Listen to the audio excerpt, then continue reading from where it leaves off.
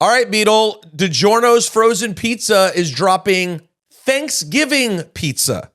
Turkey, sweet potatoes, green beans, cranberries, gravy instead of tomato sauce, plus mozzarella cheese on top, all on a pizza. Beadle, what are your thoughts? My thoughts are that that's criminal and somebody should be held responsible for that. 100%. You passed the test. It's a crime. It's a crime. From Wondery, I'm Michelle Beadle. And I'm Peter Rosenberg. And this is Over the Top.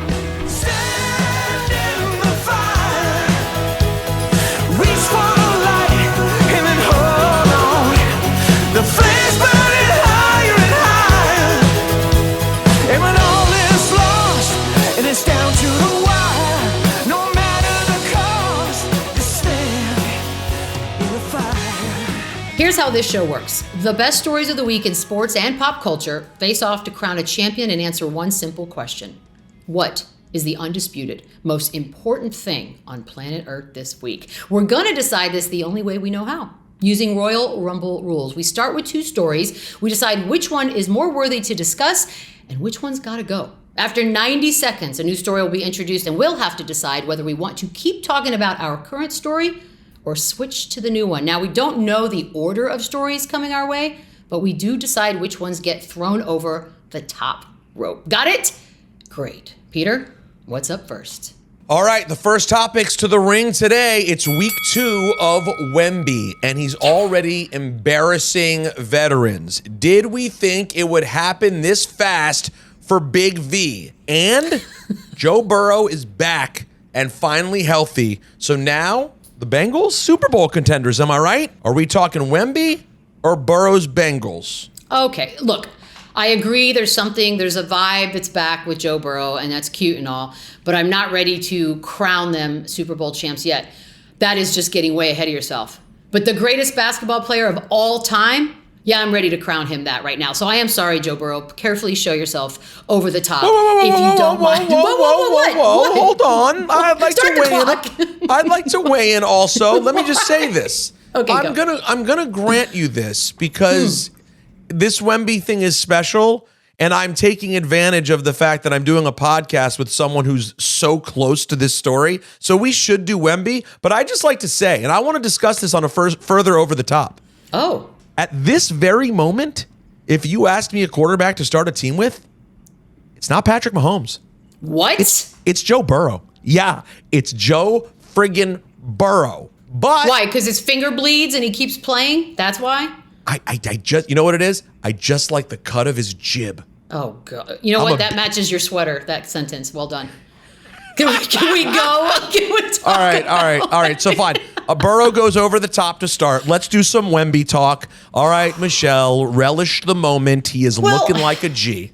Where were you, Peter, when the man registered 38 points, already setting career highs, and they swept the Suns, a team that has been called a contender by many, an expert already in this shortened early version of the season that we've seen? He is not just an offensive monster, but what he can do on defense, it's comical. And I believe we're only seeing 8 to 12% of what he's capable of so far. Not just that, but we got to see him up against Kevin Durant. Not once, but twice. And we got to see Kevin Durant talk about him afterwards with such love and almost pride that I am so excited about the future. That is, I don't have words anymore. Truly. Listen, you're not just being a fangirl. I mean, you are. But that being said, since I don't know, it was a few months ago, I started getting the hunch and looking at this kid that I'm watching him just play in the summer, and I'm like, there's something about him that looks ready right now. So I'm into this story because I've been on board and believe he's the hands down rookie of the year and will immediately be an impact. And I love being right more than anything. But I will say, even with that, it's exceeding all expectation. I don't know the comp for this actually. That starts to be the really interesting conversation is what is the comp? Because it's not like LeBron started like this. It's not like Kobe started like this. I mean, this is better. You would know really well. This is more impressive, it looks like, out of the gate than even a David Robinson or Tim Duncan.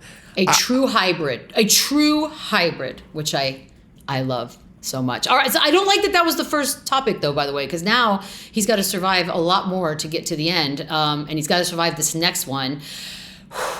A YouTuber has taken over WWE. Logan Paul defeats Rey Mysterio, becoming the new WWE United States champion. Are we continuing the Wemby discussion, or do you want to chat Logan Paul?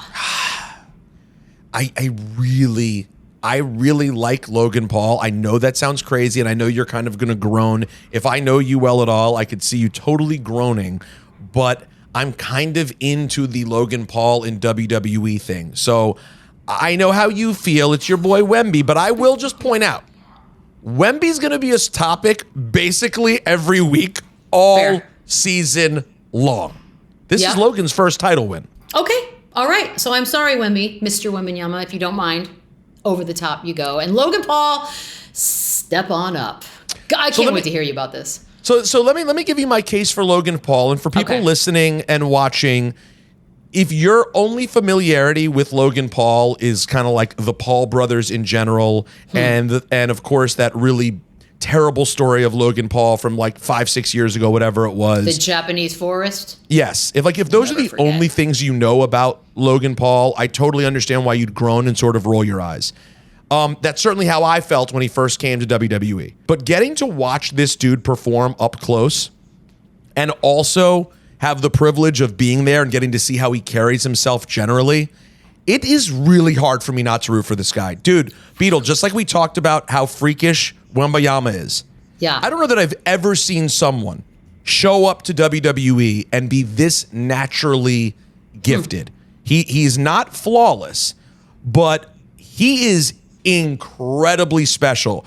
And this is really a cool piece. He's been around now for a couple years. He wins the U.S. Championship from a legend in Rey Mysterio.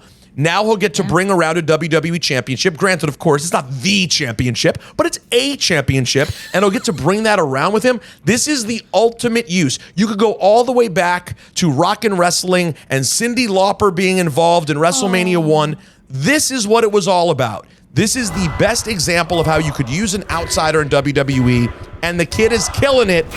I got love for Logan Paul. You know what? He's a hustler. I don't have to like him as a person, but I can respect the hustle. He did used to drive up and down the streets in my neighborhood with his brother just revving Lamborghini engines. And so that douchey move I'll never forgive. But maybe we can accept the WWE move. Maybe. Yeah, I honestly, I'm telling you, I didn't know him back then, but he carries himself like a very humble person at this stage in his life. All right, I'll take your word. Who's coming down to the ring to challenge the U.S. champion Logan Paul? Oh, it's the Kansas City Chiefs. They defeated the Dolphins in Germany, of course. Whenever I think of football, I think of a good old Frankfurt bout, bringing Miami's record against winning teams to 0-3. You want to talk about Chiefs Dolphins, the Tua Mahomes of it all, or you want to stay with Logan Paul winning WWE gold? Shockingly, I did not mind the Logan Paul topic. But I certainly don't want it to go on any longer. So for that, he's very familiar with this. Please, sir, over the top. And we need to talk Miami Dolphins, Peter, because what we're seeing right now is, again, the same thing all of us talking heads in this business are guilty of. We jump on these bandwagons. I just made up a new cool word. A baggin' wagon. A baggin' wagon. And we anoint people like, this is it. This is the one. This is the offense. You know, when you drop 70 points on another NFL team, who can blame us for thinking we were watching something magical?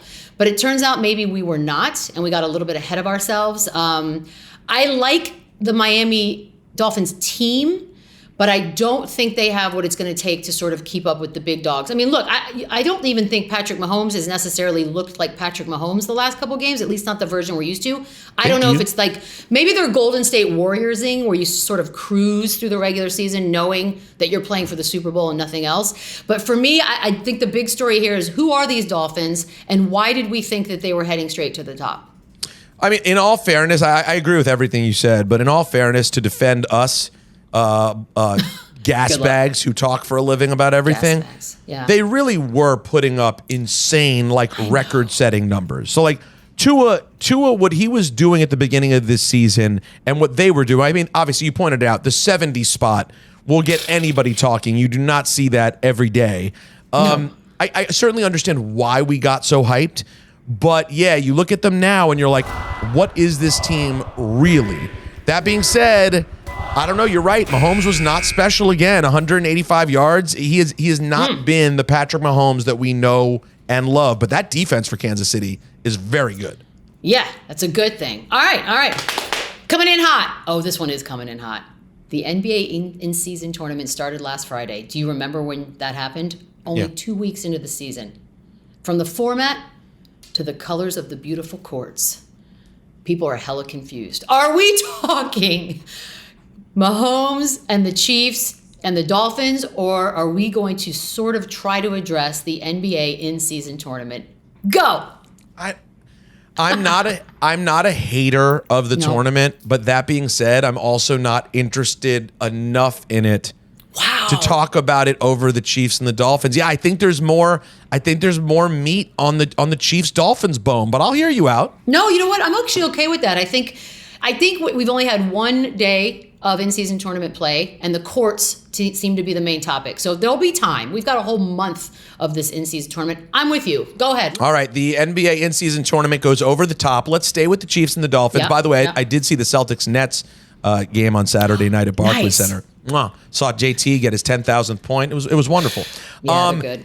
So the Chiefs and Dolphins are super interesting, right? Like you have the Kansas City Chiefs, who at this point are probably back to being the Super Bowl favorites now that San Francisco appears to be dead as a doornail all of a sudden after 3 games. But Miami, I don't think the story's been written. And just like we were too quick to get high on the Dolphins, I don't think we should make the same mistake and get too low on them either. For example, just this week in Frankfurt, they really got down. They got down 21-0 at halftime. Yeah. 7. It was not pretty. But the Chiefs did not dominate that game. In fact, the Dolphins really should have come back and tied that game in the second half, and we'd be having a completely different conversation. I'm not ready to throw away the Dolphins or the Bills, frankly, in the AFC East, even though neither of them are quite there yet. I have one recommendation for the international games, and maybe I'm the only one that's curious, but they do so much crowd shot, right? Like there's so many fan shots during these games, more than any game stateside. I need to know who these people are. I want to know more. I want to know if they're locals. I want to know if they flew, because there were people wearing team uniforms that were not in this game. Oh, yeah. I need to know, are you German and do you love the Vikings during this game? By the way, that is one of the great points ever made on the history of this show. Thank you. And that is a long history, so I appreciate the kind words. No, it's sort of like a Wemby career high. The greatest comment ever made on this show. In the last 2 weeks, that was it. Woo! All right, guys, I'm hearing music, and it's getting louder. It's Mark Zuckerberg's music, of course. Yes, Zuck tore his ACL training for a competitive MMA fight. Chiefs, Dolphins, or Zuck, this is easy for me. I'm good if we never talk about Mark Zuckerberg. So What? I would stay Chiefs, Dolphins, but if you're a big Zuck guy, we can talk it out. You don't want to. No, we have to talk. Look at how hard he looks in that picture. He's like, I'm injured, but I'll be back. Like, ugh. Combat sports guy. Seriously? You want to talk Miami and Kansas City? We could talk about this. Also, you know what? No, we're talking Zuckerberg. There was a moment in time. All right, fine. Over the top you go, Fine. Chiefs and Dolphins. We have to talk about this guy. Look at him. My God. And by the way, we're looking at a fear. picture, for our listeners, we're looking at a picture of this pathetic nerd sitting in a hospital bed. I don't care how rich he is. He's a pathetic nerd sitting in a hospital bed with making a fist like it's Anderson Silva after a hard-fought UFC loss. All right, go ahead, Beadle. I hear a lot of jealousy coming out of you right now because you don't have the stamina or the self-discipline to train like this man is training unnecessarily to put himself in harm's way when he really doesn't need to at all. But the only way I'm interested in this, honestly, is when it's he and Elon Musk.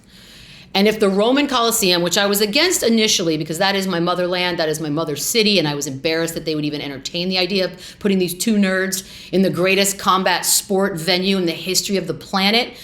But I thought about it, and I'll be honest with you, it's like It's like porn for nerds. It's actually probably as close to porn as nerds would get. Put them together and let them fight it out. Let them bloody each other up. Let's see what these two dorks can really do. And let's be honest, Zuckerberg is taking it very seriously. Carrying an ACL is not a joke. I'm more puzzled that you don't think nerds get close to porn. I don't think they make porn. This is their version. Yeah. No. I'm aware of their consumption of porn. Yeah. Okay. Hello. Wait, why am I aware of that? Why am I saying that matter of fact? Wait, hold on 1 second. And why are you talking about half of our audience? I don't appreciate that. I am part of the nerds.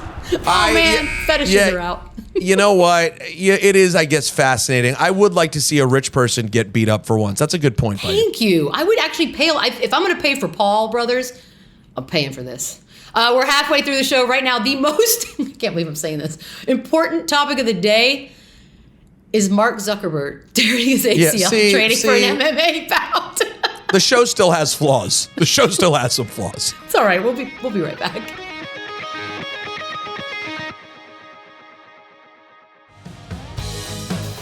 Welcome back to Over the Top, where currently Mark Zuckerberg is standing as the most important story on Earth of the week. It makes sense, Peter. What's our next challenge? Please fix this. Let me ask the great Jimmy Hart what he thinks. This legitimately bothers me, baby.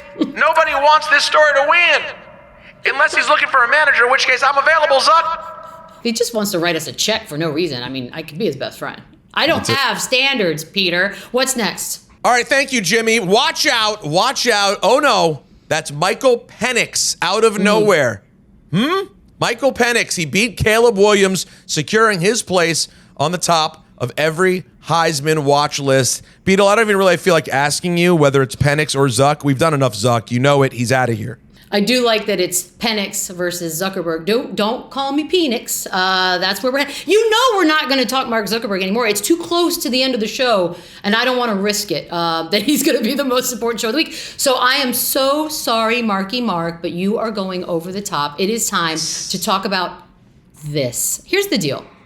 What happens when we jump to conclusions and we anoint people with end-of-year accolades before the season's even started? You all but jinxed Caleb Williams, and you made the kid cry. And now we're sitting here talking about somebody else altogether. I hope, Peter, that you and your kind, you talking heads and national media, I hope you're happy with yourselves. Are you? So you're talking to yourself also. Usually. And listen, you don't blame me. I don't talk about college football. This may be the first college football story I've cared about all year. Why? Not because Penix hasn't gotten his due and now finally everyone will discuss him because he beat Caleb Williams. No, let's just be real. I don't want to beat the kid up, obviously, because he'd cry even more. No, I don't want to beat the kid up because things happen. Crying's fun.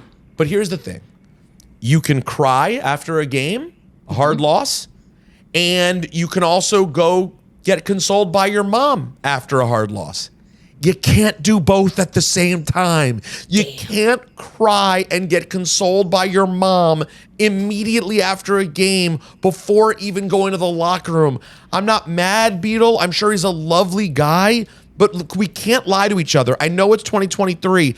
I do therapy 19 times a week. I cry to This Is Us religiously like it's a hobby. I'm down with crying.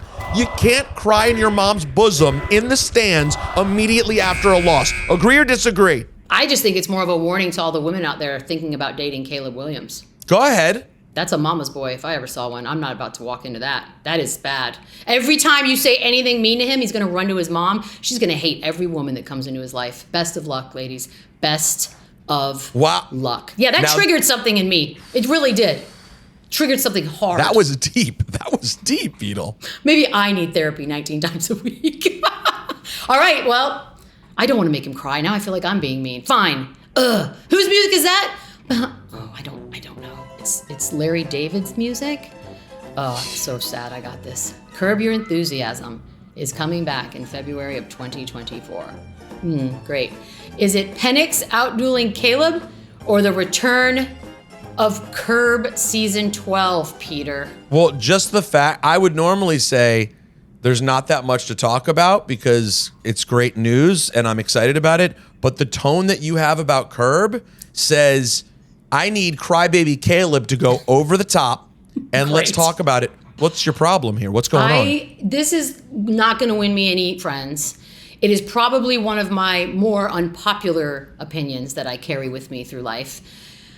I am not a fan of the show. Now, I am a huge fan of Seinfeld. So it's not a Larry David thing necessarily. I love Seinfeld. I've watched every episode 1,000 times, like pretty much anybody else in this world. I find Curb Your Enthusiasm to just be so formulaic. I get it. You're neurotic and every day is a stressful day and you have to scream by the end of it. It's just the same thing over and over again. Oh, we're waiting in line. The line's too long. Oh, my car. I don't care. I'm over it. And I know I'm going to get crushed. But I have to ask, like, be honest with me. I will. How much have you truly watched it, or did you give up particularly early? Like, this isn't for me, it's annoying.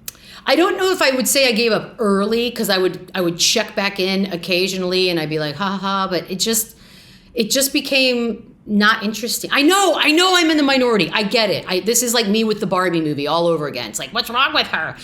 It just doesn't do it for me. And I know it loses points with certain people when I say this out loud, and I've accepted it. I have friends that don't talk to me about this topic. I get it. I'm just legitimately disappointed, Beadle. Fine, tell me why it's so great. Go. Larry just cracks me up.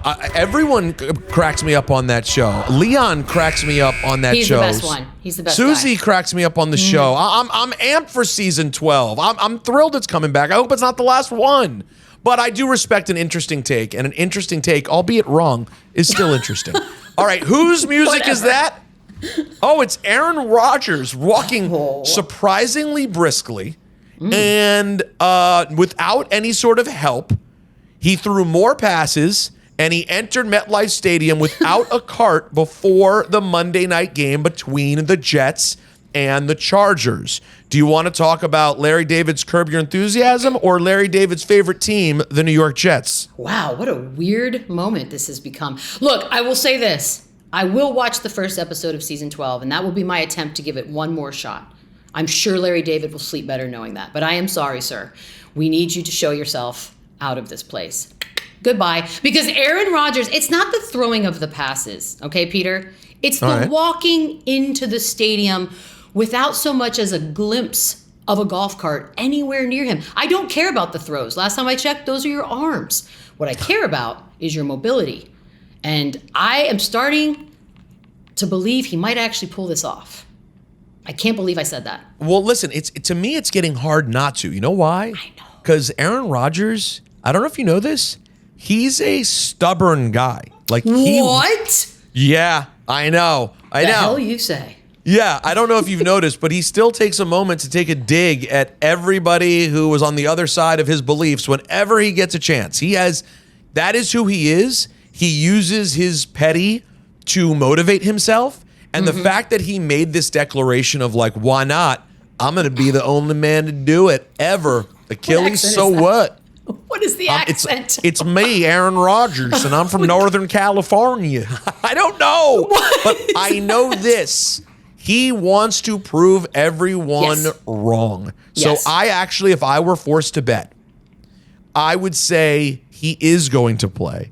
And I think it's going to create a fascinating situation. Like, now, fortunately, there probably won't be much controversy because Zach Wilson, every time he takes a step forward, seems to take 2 steps back. So I don't think there'll be some sort of big controversy. I think everyone will want Rodgers to play, but there are some potentially interesting scenarios there. I agree with you. Pettiness and showing all of us stupid plebes that we're wrong is his oxygen. And that's right. I think he's getting a big take of that right now. All right, who is that? Oh, this is actual music playing. Get your freak on. Oh, no, I'll stop. Missy Elliott. Do that. Became the first female rapper to be inducted into the Rock and Roll Hall of Fame. And she looks and sounds amazing. Are we going to continue the Aaron Rodgers, will he, won't he?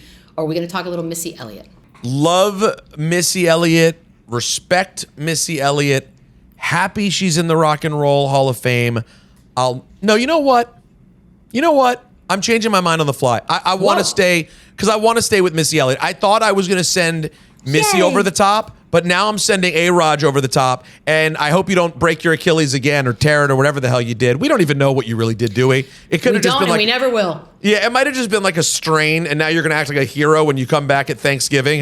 He'll play in the Black Friday game because it was never torn. You're over the top, Aaron Rodgers. Let's stay Missy for a second. Okay, I love that. Because Missy being the first female rapper to go into the Hall of Fame is awesome, right? Like, she deserves it. She's amazing. But it also sums up why I hate the Rock and Roll Hall of Fame. Wow. What order do you guys do things in that Missy is the woman to be a hip hop artist in the Hall of Fame? Like, how did we skip past Queen Latifah and Salt and Peppa and Lauryn Hill and Missy, who came after all of those artists? Missy's debut album is Super Duper Fly is 1997. I just don't understand the order. And furthermore, what do you people do with TV? Like, for years, it was like the Rock and Roll Hall of Fame, which was taped a month ago, and now we're showing it on HBO. Like, they don't know. You know what they need to do? Hire WWE to do your Hall of Fame and run it live. Or hire whoever does any award show consistently and have them do it. Why is it so delayed? Why is there no order? Like, why do artists get in who've been around for 15 years with artists who've been around for 65 years? It just frustrates me, Beadle. It frustrates me. You know what it reeks of? It reeks of like there are 4 people that are in charge of the Rock and Roll Hall of Fame, and they'll just randomly text each other during breakfast one day and be like, you know who I like? And then that's how they do it. It doesn't seem like there's any real formula or rhyme or reason to it. And you're right. I do think the concert should be live. I, for one, would watch the concert live. Doing it 16 years later, it's not, that ain't for me. That's not it. Yeah, it's just, I have more. Let's see if it survives. I can't believe you had so much. Okay. No, and there's still more in the tank too. Whose music is that? Oh, it's the Colorado Buffaloes. Oh, dear. They're below 500, and the Coach Prime hype train. Remember that from a few weeks ago? Is all anybody can talk about? Yeah. Not quite the same. Do we want to move on to Coach Prime or stay with my Rock and Roll Hall of Fame complaints? I'll be honest with you, much like the rest of the world, I don't have anything left to say about Colorado football. And by the way, we already spent way too much time early in the season talking about Colorado. I stayed up until 2 in the morning to watch Colorado versus Colorado State. Samesies. And by the way, I don't regret it. At the moment, it was hot. And that's how this world works. Strike while you're hot. He did a great job of that. I don't know what other tricks he has left. But as of right now, do not care.